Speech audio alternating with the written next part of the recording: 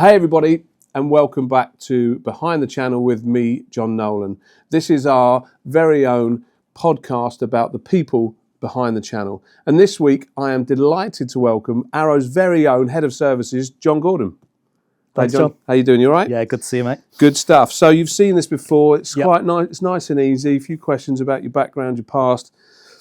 And it's all about you, right? So we're not flogging technology. We're talking about the people and how you got into the industry, okay? So let's go way back when, if you can remember. What was your how did you leave education and get into work? What was your first job? Yeah, so I suppose my background's a little bit different compared to most people who Good, meet that's in what the makes this channel. interesting. Yeah, That's what we want. I was a thespian at school. That's all I wanted to do. I wanted to be an actor. I didn't wanted see that to coming. tread the boards and I wanted fame and glory and all that kind of stuff. So I did all right at school. I grew up in Wetherby, which is kind of just down the road from our head office in Harrogate. So real nice upbringing. I did okay at school. Not amazing. Didn't really set the world alight, but yeah, acting was my passion. I liked to be on stage. I like to be in centre of attention, which won't come as a shock to most people. Not a lot's changed. Yeah. It's there's a lot of synergies, I think, and I think so. I left school and went to drama college. Did that for 3 years. Wow. It was classical theatre, so Shakespeare, Chaucer. That's the sort of thing that I was really into, Okay. and a bit of singing, bit of dance, Bit of all-rounder. bit of an all-rounder, yeah. Fantastic. But there's no money in it unless you're really good. Well, you've got to be in the top 1%. Yeah, and frankly, I wasn't that good. I thought I was, but no, I couldn't. I don't think I was. I don't believe you. I can't believe it. So I left there and I got a job. My first job after leaving school was crockery and cutlery technician in a local pub, I guess you could call it. But yeah, I did the washing up. Yeah. Really liked, they then moved me front of house and I just realised how much I liked kind of dealing with people. I then got a job in sales, working in like an electrical store, a bit like, the Currys, other electrical stores are available. But that kind of thing, selling washing machines, stereos, TVs, wow, vacuum cleaners, all that kind of stuff. And the extended warranty on top that most people, try and avoid. I was particularly good at that. And I did that for a few years, and then I wanted to change, and I got a job in forensics. I worked in the. What? I don't know any of this. This is great. Yeah, this is great TV. Yeah, yeah. So I moved into forensics. I worked for the drugs team in forensics. So basically, any kind of drugs that were seized off the streets came in for analysis and that sort of thing. Yeah, to come home with us and then I moved into kind of fleet management in there, but it was never, it always felt like a job, not like a career, not really where I wanted to be. But while I was there, I was really fortunate. I met my beautiful wife there. She wasn't my wife when I met her, but she was working there. We got together kind of early 2000s, and then 2007 we both quit our job there, got married, and went off around the world for 6 months. Went traveling. Thought let's do it now before we have a family. And so we went around the world, States, Fiji, New Zealand, Australia, Singapore. Yeah, it was. This backstory makes me feel like I haven't lived at all. This is unbelievable backstory. Well, unfortunately, then you have to come back to reality, don't you? Hit the ground. Yeah. So we came back home. Both needed to find jobs. I got a job. I went to see a recruitment company.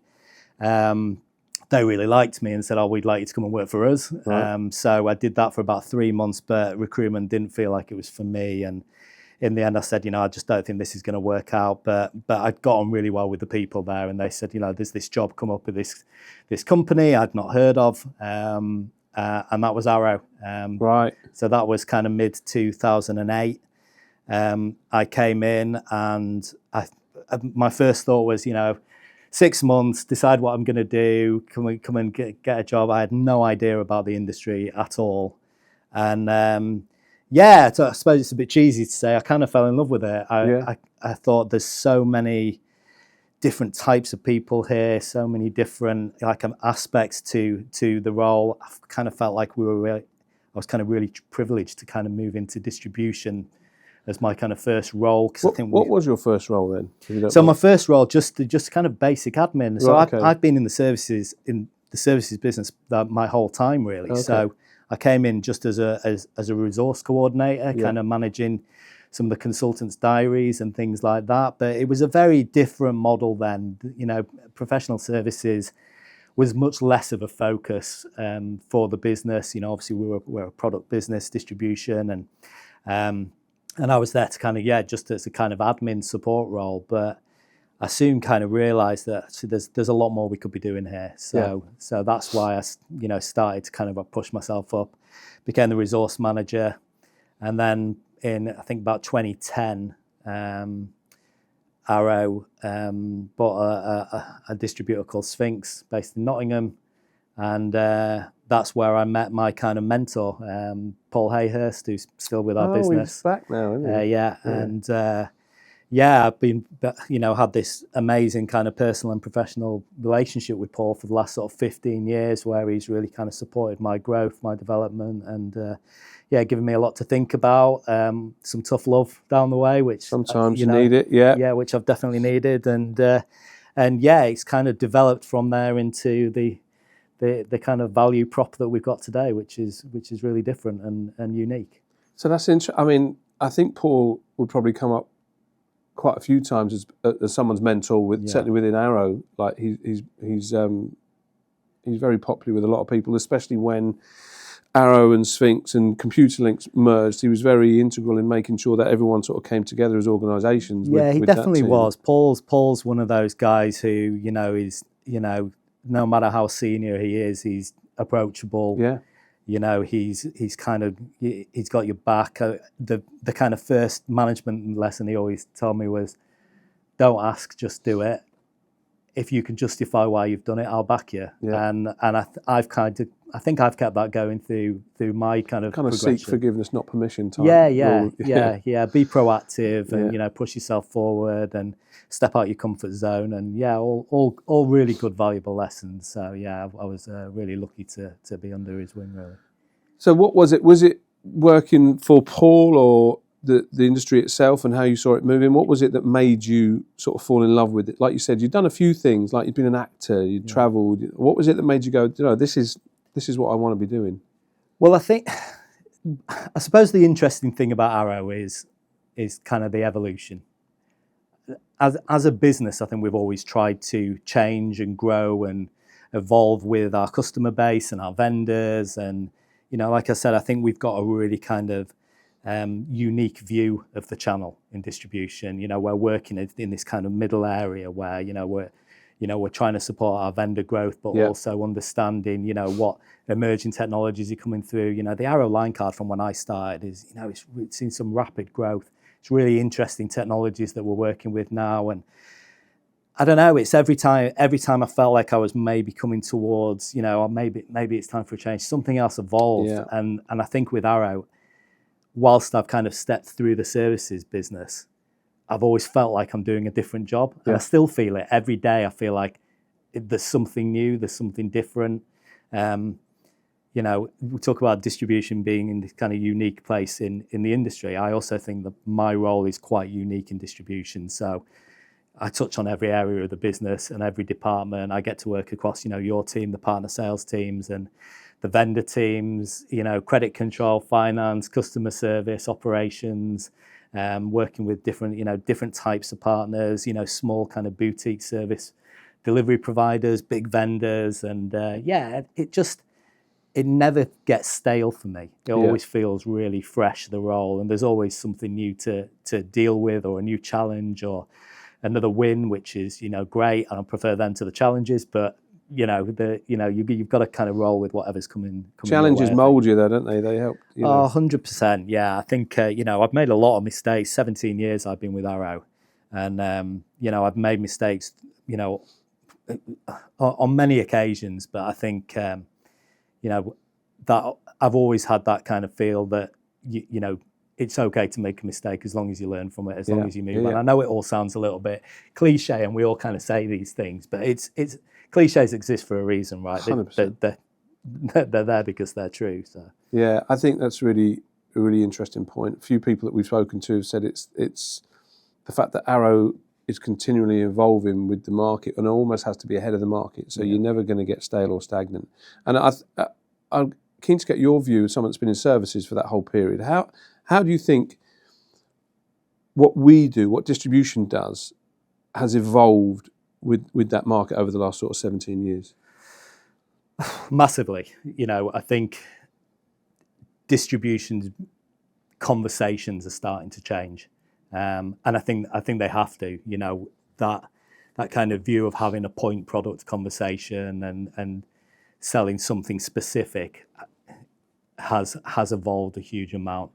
I think we're having more and more kind of solution-based conversations, more outcome-based conversations, and I think distribution have got better at listening. You know, certainly Arrow, we've got a lot better at listening to our partners and kind of understanding, you know, what is their need, how can we solve a problem for them, what is the challenge, and you know, that can be across multiple things. And one of the things that I think comes up a lot in distribution and a lot in the channel is value add. And people talk about value add as if it's a really tangible thing. Yeah.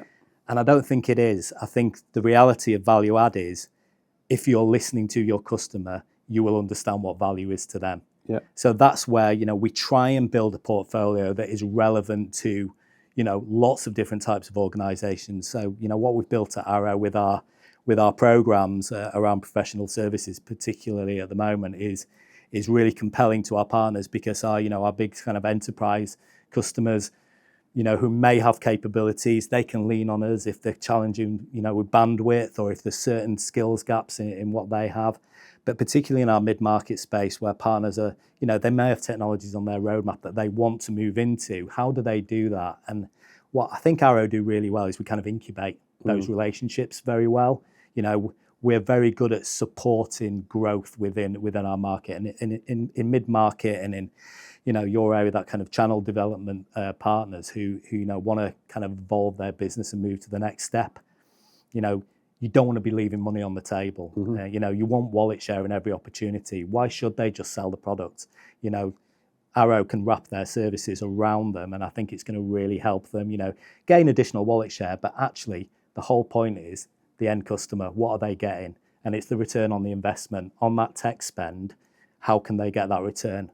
And services is the way to do that. So, yeah, that kind of model I think has changed a huge amount over the years, and that value prop for me is kind of the most important. I mean, it's my bread and butter, obviously, but I think it's the most important thing is you know, understanding what value is to your partner.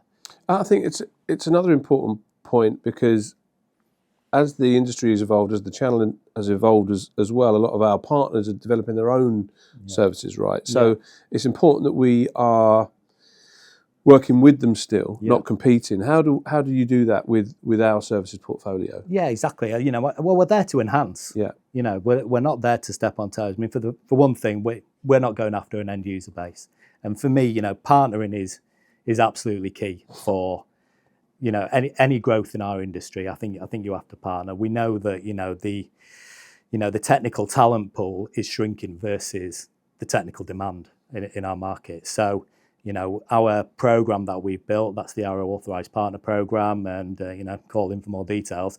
But the program that we built is so that our partners who are working with us can utilize our services and lean on Arrow to deliver projects that they maybe can't. Yeah. So we're not trying to kind of replace their technical teams. We're trying to enhance what they're able to do. So, you know, ultimately, you know, a partner who has a department that has technical resources, you know, if they want to use us for delivering services in tandem with them, you know, it might be they're delivering a solution where they have skills in A, B, C, and maybe we can help them with X, Y, Z. If they are struggling with bandwidth, we can support them with that as well, because, you know, ultimately their guys are probably going to be busy. They're out on site. If you've got a customer who has an urgent need, well, we can plug that gap as well. So yeah, I think there's quite a few areas that we can help. But yeah, we're not there to kind of railroad people. But for me, there's one customer, and it's the end user. The rest of us, we're in partnership. Yeah. We're trying to deliver for this end user to get, again, that return on investment and get what they need out of that product sale. Yeah, good point. Really good point. I want to go back to you now, though, John. You mentioned a bit earlier about Paul Hayhurst. Yeah. One of the guys that's really inspired you in your early years. Who else have you worked with or worked for or had worked for you that's inspired you, kind of mentored you, coached, helped? Anyone jump to mind? Oh, yeah, definitely. So I suppose I kind of think about part of my life with an Arrow as kind of pre-COVID and after COVID. When COVID hit, we took it as an opportunity, really. And at that time, we just brought in a person who is now head of our Cloud Centre of Excellence in EMEA, and that's Adele Ross. Right. Adele came and really supported me through, a really difficult time. We all of a sudden we're all at home, locked in, and she said, right, let's have a look at our model and let's have a look at our go-to-market. How can we support our customers better? How can we effectively say yes to more? What can we build? And that's where we started building out the program. So, I take credit for the state of the program today, but absolutely it was Adele's kind of brainchild. And she was a fantastic mentor for me. She's heavily involved in our mentoring program within Arrow as well. I'm a mentor too.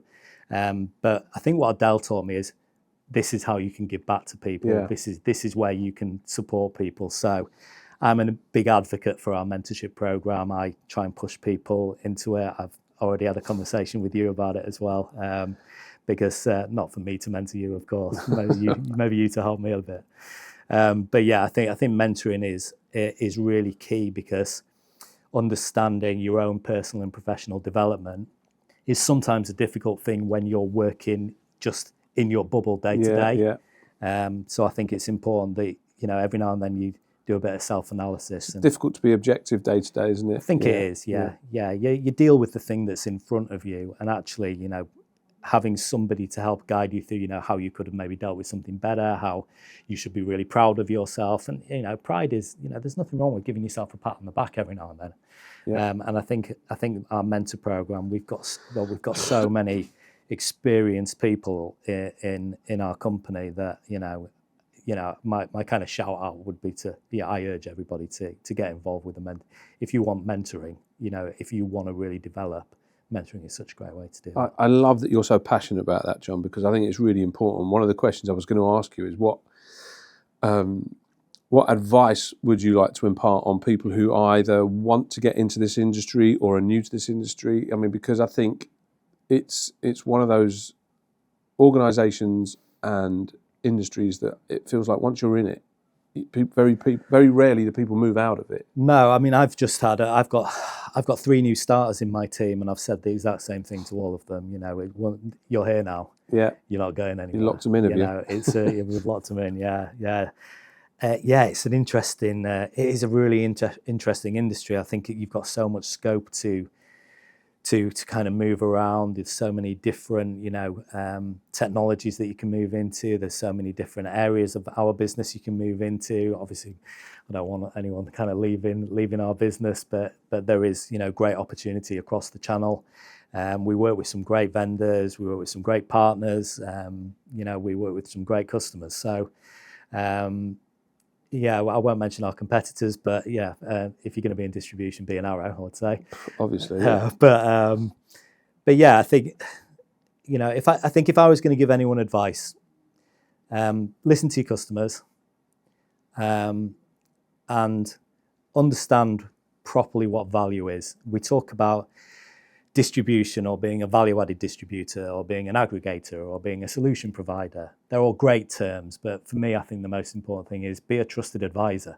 Be somebody who adds value in the room. If you can't add value in that room, find somebody who can, because I think it's really important that you can help people to kind of navigate the channel.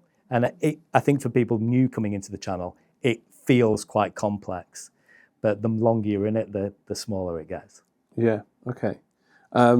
Very true. Very wise. And I think what I love is, like, you've been in this industry for 17 years, been in this company for 17 years, you still talk extremely passionately about it. Maybe that's just acting. You've got a background in it. My skills. But what is it that you are most passionate about? Like you said, you've mentioned that the technology evolves and this, that, and that, but what is it that you find most exciting about coming to work?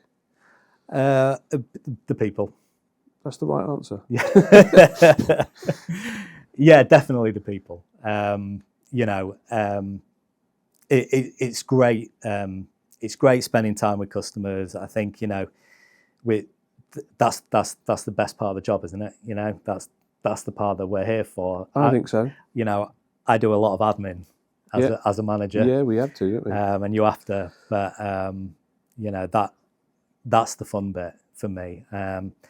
I love training new people as well. I like to, if I can support somebody in their growth, and even if that's, them being part of my team, developing and then moving on to another area. I hope that's another area within Arrow. Yeah.